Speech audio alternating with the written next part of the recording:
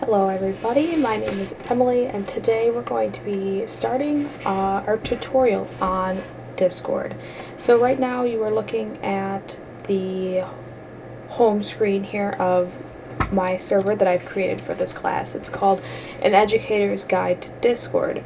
So this server and this tutorial are going to function as twofold. Number one, I'm going to be using these channels listed here on the side to give you a video and to show you how I did what I did for this server.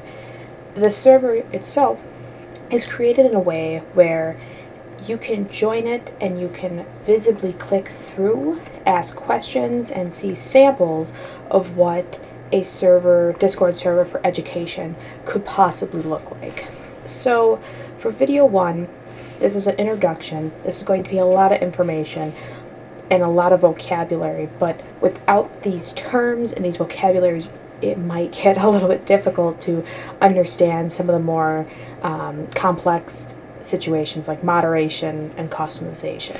So, video one, an introduction, commonly called a VoIP or Voice over Internet Protocol. Discord really was started in the gaming community to talk while in game. Discord does not require data. That's why it's an internet protocol. It's completely online. The only thing you need is an internet connection to call, to have your webcam on and send messages. Recently in education, it's being very popular because it's easy to moderate and organize channels. And what I mean by moderate is moderate allows for different levels of permission. So like if you were a teacher, you could have your teacher only channel. You could have, a channel just for groups where no one else in the class could see it.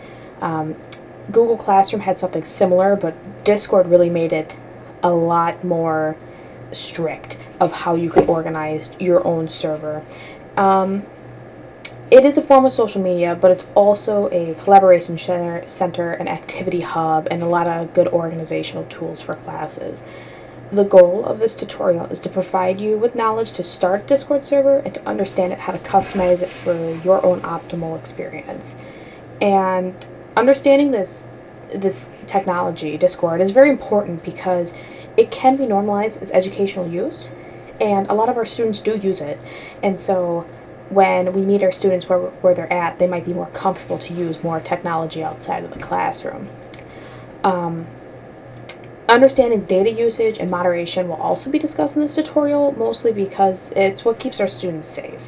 And it's huge because, as we see with a lot of instructional technologies, we have to make sure that the technology that we're giving our students is okay for them to use. To complete this tutorial, we're going to start with some pre-test questions, watch all 6 videos, and then there will be a post-tutorial questionnaire and contact information. The link to the pre-test is located here with these 3 questions.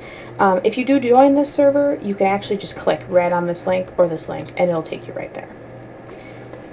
With that out of the way, this is where we're going to start. We're going to start with just a brief overview of some of these vocabulary terms. These will all be posted in this server, and as you can see, you can read them at your own pace here, but I will just touch on some of the more common and very critical ones to understand moving forward in this tutorial. The first one, the at symbol or a ping, is basically a notification. So if you need to get your students' attention or get someone's attention in a server, you would mention them by username. Ban is also really critical for moderation. As you can see here, there's ban and then there's kick. So ban is where this is the administrative the administrative tool that people can use to kick someone out of the server forever, and this bans them by IP, which is their internet address. They will not be allowed to get back in. Kick, on the other hand, is where you can kick someone from the server, remove them. They are allowed to join back in, and this can be done for a variety of things. If someone accidentally joins the server by mistake, if people become inactive, if people are disruptive in a voice call, this is probably the most basic form of moderation that you will find in a server. Kick does not forbid someone from rejoining the server, so you have to be careful. If you want someone removed forever, you don't want to find it, then you use ban. Kick is a little bit lesser than that. A mod or an admin is someone who is the supervision. This is your teacher. This is your, your helpers. So usually your admin is going to be your adult, your teacher, your principal, student teacher, TA, something like that. Moderators can be students. I'm not saying that they can't be, but you want to use your moderators. If you do give that permission to a student, it's one of the ones you trust, maybe an upperclassman if you're doing like a club. Moderators and admins have these abilities to mute, deafen, kick people out of the server, ban people out of the server, and it's privileges that should be reserved for your more trustworthy members in this server. Moving down a little bit farther, we can see roles. Roles is what we're going to touch on in video 3 in moderation, and roles are titles. So if I'm a student, I'm a student. If I'm a teacher, I'm a staff, stuff like that. And each role dictates what you can do and what you can see. If you're a teacher, you'd be able to see the entire server, but if you're a student, you might not be able to see all of these channels listed on the side.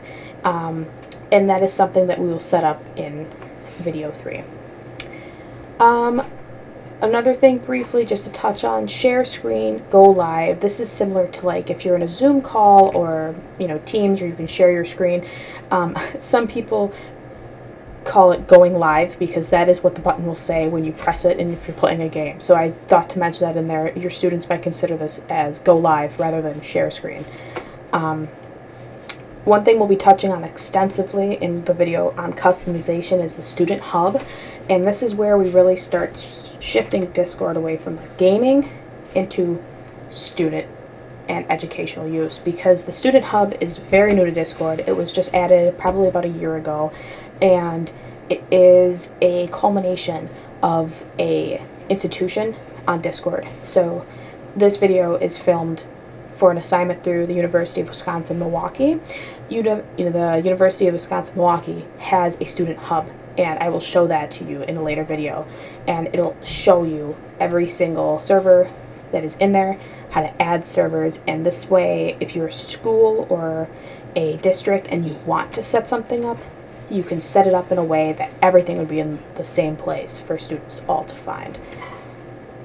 Finally, voice call, very much commonly called VC for Discord, is joining a voice call. It is joining a meeting, basically, and that we will touch on in the next video for chat and voice. Chatting is obviously text, messaging, images, etc. Voice call is your audio, your visual, you're sharing your screen, and other things of voice nature. This is the end of video 1. Again, I encourage you guys to please take the pre-test questions. I think that'll help you get a gauge of where you're at, where you want to go for this tutorial.